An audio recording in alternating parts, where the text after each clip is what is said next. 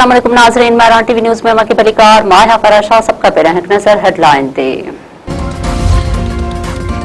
Peoples Party chairman Bilawal Bhutto Zardari चयो त सिंधु दरिया जो पानी पाकिस्तान जी लाइफ लाइन आहे। हर सूरत में पंहिंजे हक जो दिफ़ा कंदासीं। सिंध तास मुआहिदे जी बहाली खां सवाइ पाकिस्तान ऐं भारत विच में पायदार अमन मुमकिन नाहे।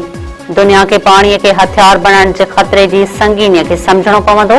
इस्लामाबाद में सिंध तास मुआहिदे बाबत बैनुल अक़वामी सेमिनार के खिताब कंदे बिलावल भुट्टो ज़रदारी चयो आहे त पाणी मामले ते पाकिस्तान के हक़ीक़ी ख़तरा आहिनि। क़ौमी सलामती जे मामलनि ते असां सभु हिकु आहियूं। पाकिस्तान अमन चाहे थो पर अवाम जे हक़नि ते सौदेबाज़ी न कई वेंदी। पाकिस्तान जो पाणी रोकण जी कोशिश कई वई त भरपूर अंदाज़ में जवाब ॾींदासीं।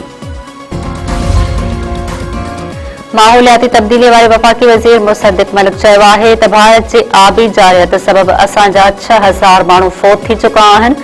एतिरा माण्हू त जंगियुनि में बि नाहिनि मरंदा। पंहिंजे हिसे जे पाणी ते सौदेबाज़ी न कंदासीं। इस्लामाबाद में बैनुल अक़वामी सेमिनार के खिताब कंदे मुसद्दिक़ मलिक चयो आहे त सिंध तास मुआहिदो दुनिया जे मज़बूत तरीन मुआहिदनि मां हिकु आहे। सिंध तास मुआहिदो क़ाइमु न रहियो त पोइ को बि मुआहिदो क़ाइमु न रही सघंदो। कंहिंखे इलाक़ाई ऐं आलमी अमन यरकमाल बणाइण जी इजाज़त नथी ॾेई सघिजे।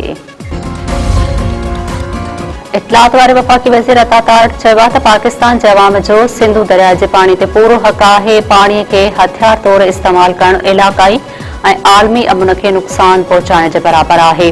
पाणी रोकण जी कोशिश कई वई त क़ौमी क़यादत असराइतो जवाब ॾियण लाइ पुरअज़म आहे। पाकिस्तान सिंध तास मुआहिदे जो हर सूरत में तहफ़्फ़ुज़ कंदो। इस्लामाबाद में सिंध तास मुआहिदे बाबति बैनुल अक़वामी सेमिनार के खिताब कंदे अता तारड़ चयो आहे त पाकिस्तान लाइ पाणी रुगो कुदरती वसीलो न पर बका जो मामलो आहे। असीं रुगो मुआहिदे ते न पर 24 करोड़ अवाम जी ज़िंदगी जे शहरक जी ॻाल्हि पिया करियूं। वज़ीर आज़म शहबाज शरीफ़ जुलाई जे पहिरें हफ़्ते में ईरान जो दौरो कंदो। वज़ीर आज़म ईरानी सुप्रीम लीडर आयतुल्ला ख़ामनाई जे जनाज़े नमाज़ में शरीक थींदो। ज़रियनि जो चवणु आहे त शहबाज शरीफ़ ईरान जे दौरे खां पोइ तुर्किया जो दौरो बि कंदो। अमेरिका पारां ईरानी इख़्तियारनि सां मुलाक़ात थियण जी दावा तहरान तरदीद करे छॾी। ट्रंप चयो आहे त ईरान जी दरख़्वास्त ते अॼु दोहा में ॻाल्हियूं थींदियूं। कतर में थींदड़ इजलास अहम बि साबित थी सघे थो। ईरान एटमी हथियार न रखण ते राज़ी आहे। ईरानी परॾेही वज़ारत जे तर्जुमान इस्माइल बकाई अमरीकी इख़्तियारनि सां मुलाक़ात थियण जी दावा जी तरदीद कंदे चयो आहे त ईरानी वफ़द दोहा वेंदो पर ध्यानु मफ़ाहमती याददाश्त ते अमल दरामद ते हूंदो। अमरीकी वफ़द जे कतर जे दौरे जो ईरानी वफ़द सां को ताल्लुक़ नाहे। सिंध पब्लिक सर्विस कमीशन जे नतीजनि ख़िलाफ़ दरख़्वास्त ते फ़ैसिलो महफ़ूज़। सिंध हाई कोर्ट जे आइनी बेंच में दरख़्वास्त ते ॿुधणी इम्तिहाननि जो कंट्रोलर ऐं ॿिया पेश। अदालत रिमार्क्स ॾींदे चयो आहे त 5 रुकनी कमीशन ठाहियूं था। कमीशन फेल ऐं पास थियल उम्मीदवारनि खां ॿीहर टेस्ट वठंदी। सिंध पब्लिक सर्विस कमीशन जे वकील मौक़िफ़ इख़्तियार कयो आहे त दरख़्वास्त गुज़ारनि खे लाॻापियल फोरम सां राबितो करणु घुरिजे। Hyderabad session court Sindh public service commission में मुतासिर उम्मीदवारनि जो रिकॉर्ड तहवील में वठी छॾियो। ज़रियनि मूजिबि सेशन कोर्ट जो अमलो राति देर सां सिंध पब्लिक सर्विस कमीशन जे ऑफिस पहुतो। फेल थियल दरख़्वास्त गुज़ार उम्मीदवारनि जो इम्तिहानी रिकॉर्ड तहवील में वरितो वियो। ज़रियनि जो चवणु आहे त राति जे वक़्तु कार्रवाई सिंध पब्लिक सर्विस कमीशन जे दरख़्वास्त ते कई वई। 22 जून ते सिंध हाई कोर्ट मुतासिर उम्मीदवारनि जूं कापियूं तहवील में वठी थर्ड पार्टीअ खां जांच कराइण जो हुकुम ॾिनो हो।